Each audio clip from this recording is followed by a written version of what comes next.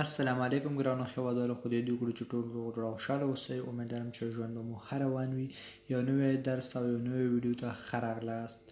په دې درس کې بیا هم یوه کنورسیشن یا محاوره لرو چې د دوو کسانو په منځ کې خبرې اترې لرو. راځئ چې درس شروع کړو. لاواندوز معنا خرڅوونکی، یعنی ښځې لپاره استعمالیږي، او لکلیون معنا مشتری. د دوی دواړو په منځ کې خبرې اترې دي یا یو کانورسیشن دی. La vendeuse. Bonjour monsieur, je peux vous renseigner. Bonjour monsieur, je peux vous renseigner. Bonjour monsieur, je peux vous renseigner. La vendeuse وایي خرڅوونکې ښځه چې مثلا یو دوکان کې یو چېرته ناست یعنی خرڅونه کوي. صحیح شو. Bonjour ستړی مه شئ، ورځ مو په خیر. میسو محترم. je peux vous renseigner زه کولی شم چې تاسو سره کومک وکړم یا تاسو لپاره معلومات درکړم.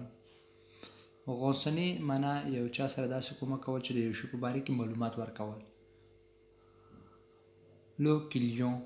Oui, je voudrais voir les stylos à plumes, s'il vous plaît. Oui, je voudrais voir les stylos à plumes, s'il vous plaît. Oui, je voudrais voir les stylos à plumes, s'il vous plaît. هو زه غواړم چې قلم وګورم په مهربانۍ سره. je voudrais زه غواړم voir چې ووینم les stylos à plumes معنا مونږ او تاسو ورته خودکار قلم وایو او دا مخامخ عکس کې چې ویني د قلم لپاره stylo à plumes ورته وایي. s'il vous plaît معنا په مهربانۍ سره مهرباني وکړه. La vendeuse. Oui, vous voulez mettre combien? Oui, vous voulez mettre combien? Oui, vous voulez mettre combien? ښه vous voulez تاسو غواړئ mettre combien چې څومره پیسې ورکړئ. vous voulez mettre combien چې کله راځي تاسو پوه شئ چې په دغه وخت کې وایي چې تاسو غواړئ چې څومره پیسې د شی لپاره ورکړئ. Le client. Je ne sais pas. 40 ou 50, ça dépend. Je ne sais pas.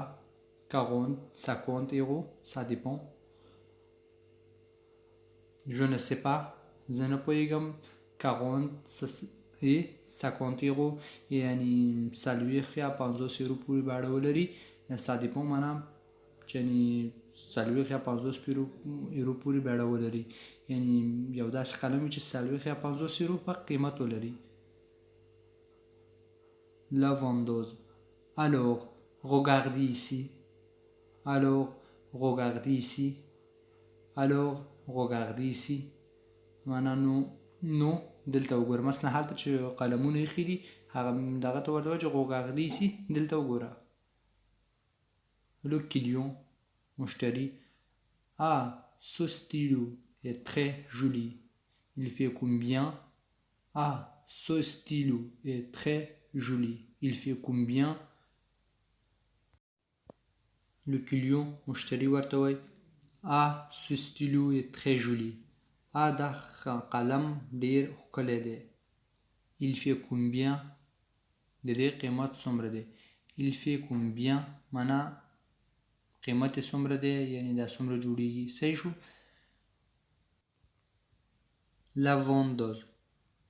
75 euros monsieur. 75 euros monsieur. 75 euros monsieur. یعنی 15 یورو قیمت لري. محترمه 15 یورو قیمت لري. Le client. Ah, et vous pouvez me dire le prix de ce stylo noir. Et vous pouvez me dire le prix de ce stylo noir. مشتری ورته وایي او vous pouvez معنا تاسو کولی شئ مدیر چې ماته ووایي le prix قیمت د ce stylo noir معنا د تور قلم قیمت راته ویلی شئ. stylo معنا قلم، noir معنا تور. La vendeuse. Bien sûr, il fait 32 euros. Bien sûr, il fait 32 euros. Bien sûr, il fait 32 euros. په یقینا bien sûr معنا په یقینا il fait 32 euro معنا دا 22 روپۍ دی یعنی د هغه قلم قیمت 22 روپۍ دی et ce le client مشتری ورته وایي et ce stylo bleu là et ce stylo bleu là et ce stylo bleu او دغه ابي قلم لا معنا چې دا یې خیری هلته صحیح شو هغه قلم لپاره اشاره کوي la vendeuse tous ces stylos sont à 47 euros tous ces stylos sont à 47 euros tous ces stylos sont à 47 euros ټول دا قلمونه 40 روپۍ قیمت لري tous ces stylos معنا ټول دا قلمونه sont à 47 euros په 40 روپۍ دي le client alors je vais prendre le bleu alors je vais prendre le bleu alors non لپاره استعمالولی شو no je vais prendre le bleu یعنی زه به اخلم د بلو یعنی ابي رنګ چې دی دا قلم به اخلم la vendeuse c'est pour offrir c'est pour offrir c'est pour offrir آیا دا تحفه لپاره دی چاته وفر کوي آیا دا وفر لپاره دی یعنی داسې چې څوک وایي c'est pour offrir معنا دا معنا لري چې دا وفر کوي یعنی یو چاته تحفه ورکوي هغه le client oui s'il vous plaît oui s'il vous plaît oui s'il vous plaît او s'il vous plaît معنا مهرباني وکړه او په مهرباني هغه قلم واخیستوی راغی او تحفه لپاره دی s'il vous plaît مهرباني وکړه راکړه دا زمونږ درس و امید لرم چې ورباندې پوه شوي یاستئ که چیرې کوم مشکل لرئ نو تاسو کولی شئ په کمنټ کې راته ولیکئ او په راتلونکي ویډیو کې د هغې په باره کې خبرې وکړو تر راتلونکي ویډیو پورې مو خامخا ښه وخت او ښه ژوند ولرئ